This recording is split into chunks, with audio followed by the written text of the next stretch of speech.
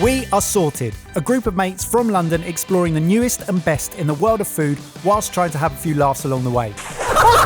We've got chefs, we've got normals, and a whole world of stuff for you to explore, but everything we do starts with you. Hi, I'm Jamie. This is Ben. Hello. Now, last time we did one of these, you absolutely loved it. So James and I have found other tools that are useful in the kitchen, and we're seeing what our normalist of normal thinks of them. At least you didn't call me a tool. That's an improvement. Today, we are revisiting kitchen tools. So as chefs, when we buy things for our kitchen, we look for certain properties. And today, we're going to have 4 different categories and 2 examples, almost under the cloche for each. The first one, a pan. Oh, a big pan and a small pan. Both 20cm pans, both non-stick, both with a lid, both oven-proof and dishwasher-proof. Okay. Carry on, keep going. We've both got handles. Instantly, Le Creuset. If you've got Le Creuset, you're doing well. As I moved this one a minute ago, I felt how heavy. Hefty. To me, that's the marker of quality, but I don't know why. Takes a bit longer to heat up, but once it does, holds the heat. And then more energy efficient because you can cook at lower temperatures because the whole pan keeps the heat and you don't have to keep a large heat underneath it to keep it going. So this one as well is non-stick. Oh, crikey! That is also non-stick, and one of its positives, one of its upsell is the fact that it's lightweight. I transferred to my cooking station. I'm just going to put some olive oil in, get it heating up, put my onions in. It's not a recipe video, we're just trying to test the pans. Right, yeah, but I'm just working out, do I want to what he's doing is he's asking us what to do. Yeah, this will be interesting, because this one's thinner, Yeah. and this one's more lightweight. Do we think that this one will heat up quicker? Did you measure the What slices? I did, and then he dropped some, so. I can't hear anything coming from that pan, whereas here, that's a proper sizzle. So I think with any pan, the cooking experience in its first use is always quite nice. Yeah. I think the testament is how well it lasts, how easy it is to clean, all those kind of things as you use it more frequently. I think that's the same with a lot of these chef recommended things. It's less about the first use. It's the endurance More of about it, the and endurance. how long is it Yeah. actually going to last, because with cheaper pans in the past, the non-stick comes off very quickly, in my experience. I reckon the lightweight one is going to be around £15. It's 12. Okay. If it's cooking and still non-stick and doing its stuff, that's pretty good. What about the Le Creuset one? 50. Ooh, you went high. £112. Whoa! So that one is £100 more than that one. Wow. It is a purchase for life. For a 12 quid, like, as we say, first usage, it's hard to tell. I'd like to use that twice a day, every day for the next year and see if it's still in that kind of condition. James, as a chef, your top 3 things you look for in a good pan? A nice heavy weight to it. A well-constructed handle. Wow, I am fascinating, aren't I? It has to be oven-proof. Yeah. There's no point in buying a pan that isn't oven-proof. I would love to be in a position to spend £112 on a single pan. I can't justify that at the moment. I think a sweet spot of around £50, that would be where I would want to be at this point in my life. I think I agree with you. Like, I would rather go for a mid-range, like at the middle of the two. I think you're looking for heavy base that heats evenly, holds its heat, is oven-proof, and non-stick that lasts. Guys, we need to talk about cloche sizes. Right. Oh! 2 cafetières. That's what I think of, café au lait. Whereas this, sip me baby one more time. Oh. Oh. That is a little jar for your next caffeine hit. They've given me coffee No, within I the... put coffee in it. Right, you put it.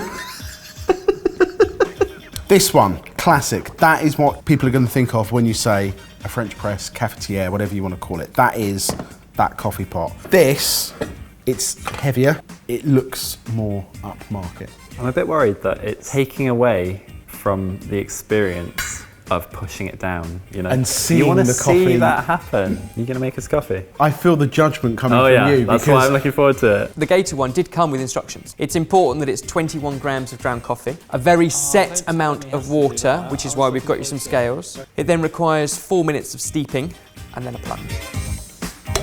smooth AF with a really satisfying pop when you get to the top. The main reason people would buy a cafetiere is because they want to serve coffee to other people. Yeah, but so what is it that you look for in a cafetiere? Coffee. It is military grade stainless steel. It keeps it hot for longer, up to 60 minutes. And the double filtration system means you drink coffee rather than eat it. Less sediment. If I do have a cafetiere, it's because I want coffee. I don't want to make coffee now and have it sit there for 60 minutes. You ready for the plunge?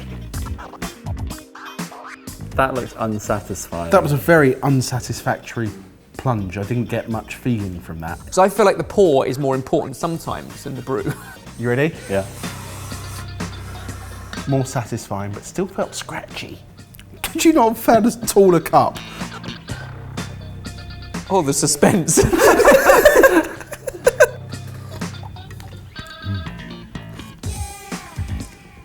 Blow me, that's hot.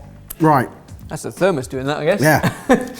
I think if you enjoy a cafetiere, I'm not sure how much difference it is, providing the plunger pushes all the sediment down. So if that first one is sediment free, you can see the coffee. I think it's more about the coffee grounds you put in it. This one, which is from this cafetiere, there's no sediment in it. This one, which has come from, again, no sediment, and not necessarily tastes different, but it feels thicker, it's more viscous. I mean, the times change so quickly. How much do you pay for a good cafetiere these days? £10? That's 12. 30? 38. 38. So it's more than 3 times as expensive. Mm-hmm. It keeps your coffee an awful lot longer, probably 3 times hotter. If I was going to go out and buy a cafetiere tomorrow, that is all I'd be looking for from a cafetiere. That meets all of my expectations. The coffee that it delivers, that is great. And £12 seems reasonable for that. This one, whilst it looks different, I don't see why I would spend more than 3 times as much on that. I would go for this one. I'm not sure what a thermos does to that. I'm not sure. I wouldn't look it for keeps one. it hotter, apparently. Keeps it. But I don't think it's necessary. Exactly. Number 3. Still not big enough. So it's a Silpat mat and a roll of baking paper. I have never bought a silicone baking mat before, even though we've used them countless times here. I've always used trusty baking paper. Obviously stick-proof, good for caramels, meringues, twills. We're going to offer you the opportunity to make some Parmesan crisps. First off, that's annoying, isn't it? I feel like it might be a standard size for a professional setup. I'm going to grate some cheese. What? You're going to say something? Ben's looking at me like, how can you grate cheese wrong? And I'm looking at you like, He's going to Jamie. grate cheese wrong. For anybody who hasn't caught the first episode in this series, where we discuss cheese graters, oh yeah. you'll know why he's using a microplane. How's it going? I've done it wrong. It's also halfway off the tray. Oh no, oh no. Another thing that I quite like about a mat, more so, is the way that even cooking, but also that kind of mottled netting effect means you get air circulation through it as well. If you ever were to make something like a brandy snap or something like that needs quite careful but even temperature, then a mat is going to do that. I'm going to put these in the oven. How long do we leave those in there for then? 3 to 4 minutes? Yeah. Now you can buy silicone mats that are own brand or cheaper options, but that Silpat one, how much? I want to say £10, but I don't know if I'm being ridiculous or not. £27. Wow, that buys you a lot of baking paper. A 15-metre roll, which would give you 45 uses. Single use, you are always throwing it away. £2.40. But again, I think a little bit like the Le Creuset. If you buy it, if you do bake a lot, especially, and you trim it to fit your trays. In the cooking that I do at home, and it's not a lot of baking stuff, I don't think I'd see the use out of a silicone mat. Whereas with baking paper, there's always a roll of it in the cupboard. Unless those Parmesan crisps come out completely differently from each other, I think I'm sticking with the baking paper. Boys, did you see how easily that came off? The baking paper is more evenly cooked. The silicone one's gone darker around the edges, but has left the middle bit. It's possible that is to do with cheese distribution, but from where we sit, it looks like the paper one's done a better job. You can't keep blaming me. No, we can blame you. It could be you. It's often you.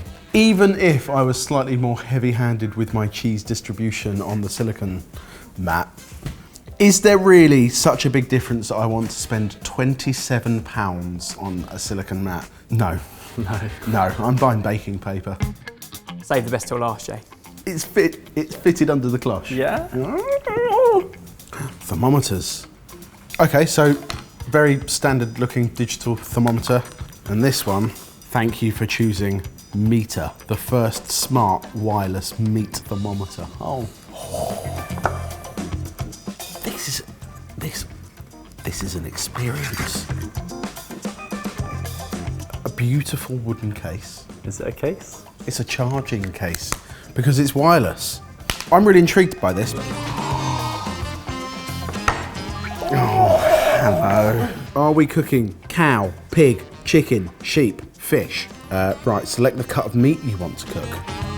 Oh, here we go. So what it does is it gives you all of the options for what a rare, medium, etc. should be, but then lets you change it. So if you actually only wanted to cook it to 50 degrees, which is less than rare, you could do. Insert your meat probe into the middle of the thickest part of the meat. Oh, he's gone in from this. Yeah. Oh, there we go. What? Two chefs just trying to interrupt before he did it. Oh, because if I flip it, I can't flip it, can I? Right, we're in. Start cook. The internal temperature is currently 18 degrees. The target is 59 degrees internally. Oil the steak, not the pan.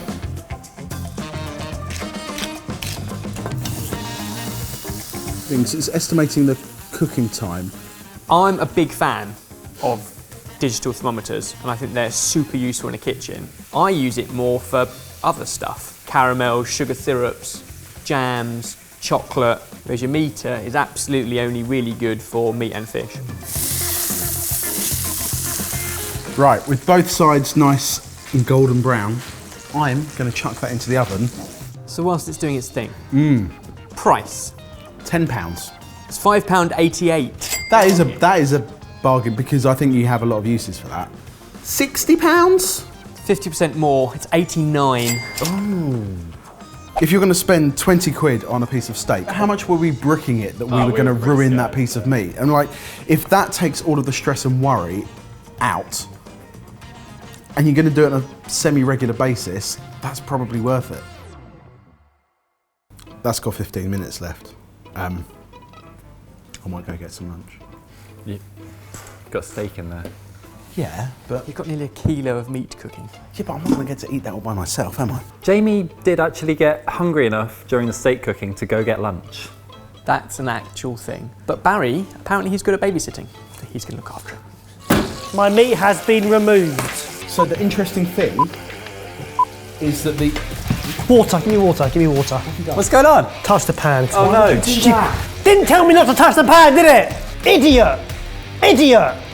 The only thing I think about metal handles and stuff is that they get hot. They conduct the heat. At least it was on camera. It got you to take the meat out of the oven when the internal temperature was 52 degrees. We have a target of 59 degrees, so the residual heat is still coming through and you're going to get a more even temperature. Jay, try the cheaper one. The cheaper one is currently saying 56.1. So we're looking for medium to medium rare. Whoa. It looks great.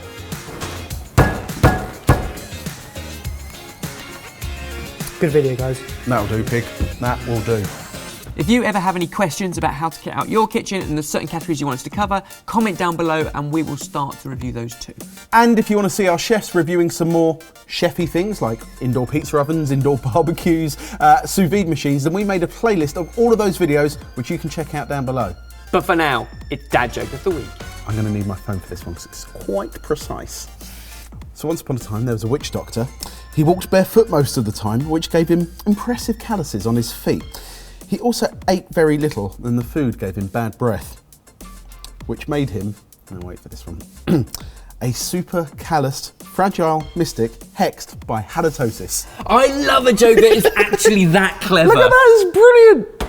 As we mentioned, we don't just make top quality YouTube videos. No. We've built the Sorted Club, where we use the best things we've learnt to create stuff that's hopefully interesting and useful to other food lovers. Check it out if you're interested. Thank you for watching, and we'll see you in a few days.